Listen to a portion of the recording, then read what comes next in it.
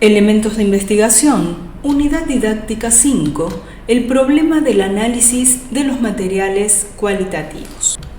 En correspondencia con el tipo de estrategia de recolección de información que se adopta, se estructura el sistema de almacenamiento de datos.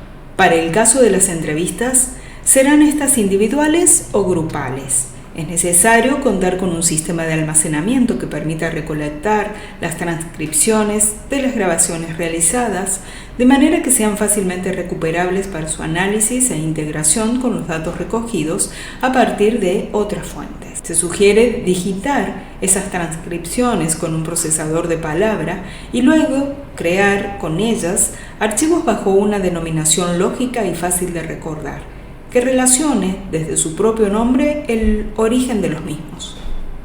Un primer aspecto del procesamiento de la información tiene que ver con la organización de los datos disponibles. Y esta organización pasa por varias etapas. Una primera meramente descriptiva, donde se hace acopio de toda la información obtenida de una manera bastante textual. Una segunda etapa en la que se segmenta ese conjunto inicial de datos a partir de categorías descriptivas que han emergido de los mismos y que permiten una reagrupación y una lectura distinta de esos mismos datos. Y una tercera en la cual, a partir de la interrelación de las categorías descriptivas identificadas y la construcción de categorías de segundo orden o axiales, se estructura la presentación sintética y conceptualizada de los datos. Frente al último paso enunciado, algunos autores han ideado procedimientos como el de la elaboración de matrices, a partir de los cuales es posible hacer un barrido sistemático de los datos e identificar relaciones invisibles hasta ese momento. Estos autores enuncian tácticas que ellos denominan de generación de significación en contraposición a igual número orientadas a la prueba o confirmación de hallazgos. La progresión del primer tipo de tácticas avanza desde la simple descripción hasta la explicación y desde lo concreto hasta lo más conceptual y abstracto. Las del segundo tipo parten desde el chequeo de la representatividad hasta la obtención de la retroalimentación. Hay un feedback de los informantes, pasando a otras etapas intermedias como la triangulación, la réplica de los hallazgos y el análisis y confrontación de explicaciones rivales. Entonces, a continuación vamos a exponer algunas tácticas. La identificación de patrones y temas. Esta primera táctica supone adelantar un rastreo sistemático de temas que se repite, un análisis de causas y explicaciones, un examen de las relaciones interpersonales consideradas y la elaboración o uso de constructos teóricos. Y el empleo de esta táctica puede ser productivo cuando el número de situaciones y de datos es significativo. Respecto a la agrupación, otra de las tácticas, puede aplicarse a muchos niveles del análisis cualitativo de datos y que metafóricamente ayuda al analista a ver qué puede ir con qué o qué se relaciona con qué. Y es aplicable en el plano de los eventos, de los actos, los actores individuales, los procesos, los escenarios y las situaciones en su conjunto. El conteo. Cuando se identifica un tema o un patrón en el curso de la investigación, generalmente se independiza o aísla para efecto del análisis. Y ese patrón está dictado por ello que sucede repentinamente un cierto número de veces y consistentemente de una forma determinada. La operación que sirve a base de este proceso es el conteo. Y esta estrategia puede ser útil en tres situaciones: en ver rápidamente qué se tiene en un gran cúmulo de datos, en verificar una intuición o hipótesis tentativa y protegerse honestamente en el análisis frente a algún sesgo. También tenemos la realización de contrastes y comparaciones, y esta estrategia se halla presente en varias de las opciones de investigación cualitativa y en varios campos disciplinarios que operan para la construcción de conocimientos sobre la base de una lógica inductiva. La teoría fundada, por ejemplo, la plantea como una de las estrategias básicas de análisis y la concretiza mediante lo que se denomina el método de comparación constante. Y plantean al respecto el propósito del método de comparación constante de unir una codificación y análisis y es generar teoría más sistemáticamente. Y debe usarse ligado al muestreo teórico, ya sea para tomar o recoger nuevos datos o para trabajar sobre datos previamente recogidos o compilados.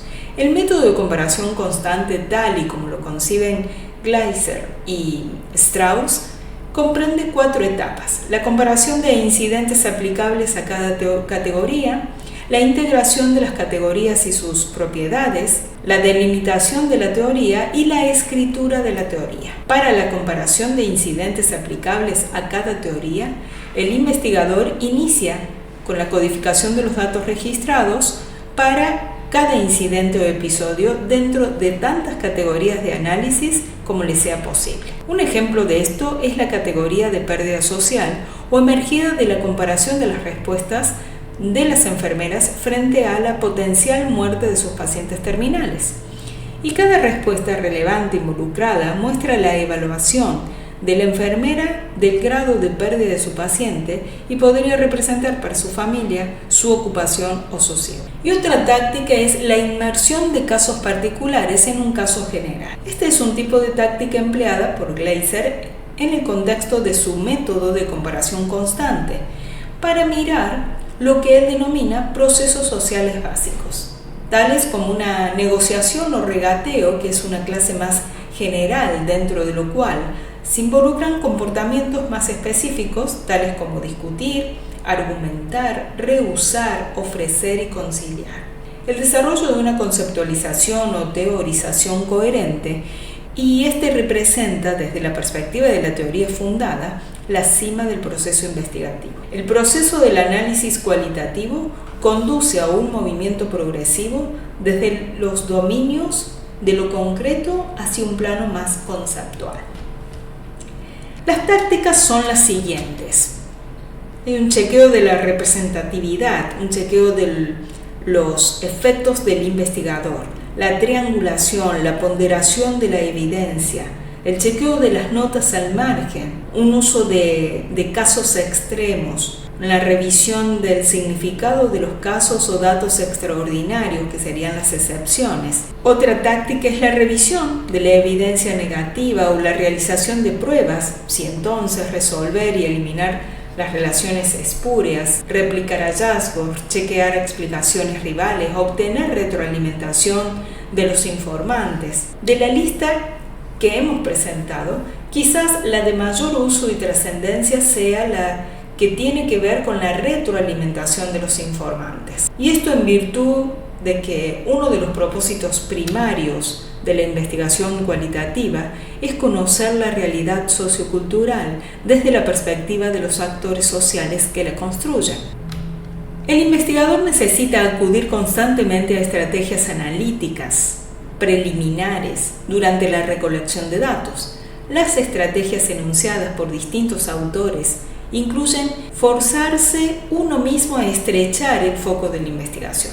También estar constantemente revisando las notas de campo con el propósito de determinar qué nuevas preguntas pueden ser contestadas fructíferamente. Y escribir el memos acerca de lo que se puede encontrar en relación con el tema de la investigación y trayendo ideas emergentes. El análisis después del trabajo de campo concierne esencialmente al desarrollo del sistema de codificación. Y algunas familias de códigos varios son: una relación básica de esos códigos es la que se presenta como código de contexto, que sería el escenario, los códigos atinentes a las perspectivas de los informantes o acerca de cómo los informantes piensan acerca de las personas y los objetos, códigos de proceso, códigos de actividad, códigos de estrategia, códigos de relaciones entre personas. Y el proceso de construcción y validación de categorías. El desarrollo del sistema categorial es el primer paso para la estructuración del análisis tras la culminación parcial o total del trabajo de campo. Y este se desarrolla en 3 grandes fases o etapas: la descriptiva, la relacional y la selectiva. La codificación descriptiva y primer nivel de categorización. Este proceso se inicia con una fase exploratoria en la cual aparece un primer tipo de categorías eminentemente descriptivas, y estas emergen o surgen de un primer tipo de categorías contacto, en donde está el contacto con los datos recolectados y con su ayuda, que se pretende englobar de una manera lógica y coherente y la información recogida, reduciendo el número de unidades de análisis. Este primer sistema categorial empleará para nombrar sus unidades de análisis o categorías los llamados códigos crudos o descriptivos. También podemos hablar de la codificación axial o relacional y segundo nivel de categorización. En la medida que avanzan tanto el proceso de recolección de información como el propio proceso de análisis, se va generando un segundo tipo de categorías que irá a aglutinar las inicialmente formuladas. Este sistema categorial de tipo fundamentalmente relacional tendrá su origen en un proceso de conceptualización de los datos obtenidos.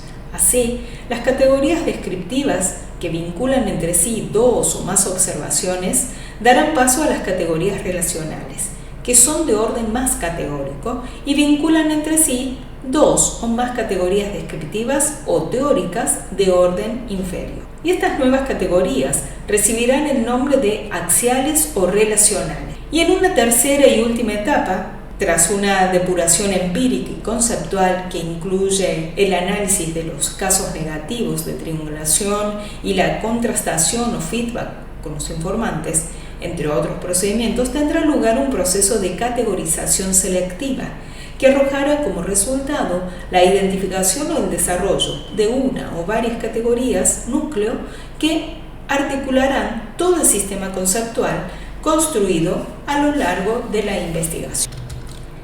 La escritura del informe de investigación es uno de los puntos más álgidos del proceso, por cuanto en él debe lograrse una reconstrucción del camino seguido para obtener los hallazgos y conclusiones que ocupan el primer plano de la atención en los posibles lectores del mismo. Debe enseñar con claridad cuál es el fundamento conceptual y empírico que apoya el trabajo del investigador y debe asimismo, en una forma breve y precisa, comunicar lo que significó esa experiencia para los actores involucrados y lo que representa para la teoría formal ya establecida. Si hablamos de identificación de la audiencia destinataria, este aspecto es de suma importancia porque dependiendo de las características de quién va a ser el interlocutor, se definirán detalles tan prácticos como la densidad conceptual, el volumen y la extensión del informe. Así, por ejemplo, se puede señalar que es distinto escribir un informe para un grupo gerencial que para un grupo comunitario o grupo científico o académico.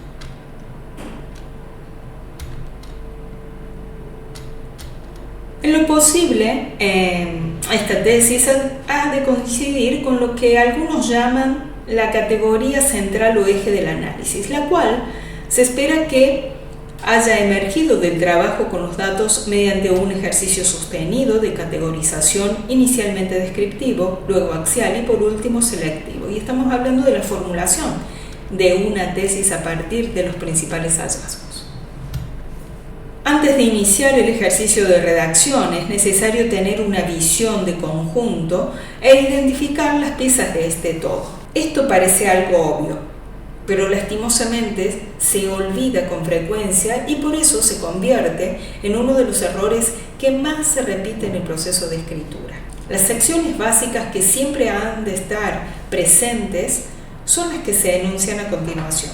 Una introducción que aparece físicamente en la parte inicial del informe, pero que se redacta definitivamente cuando el cuerpo del informe está listo. Y esta introducción plantea los antecedentes de la investigación.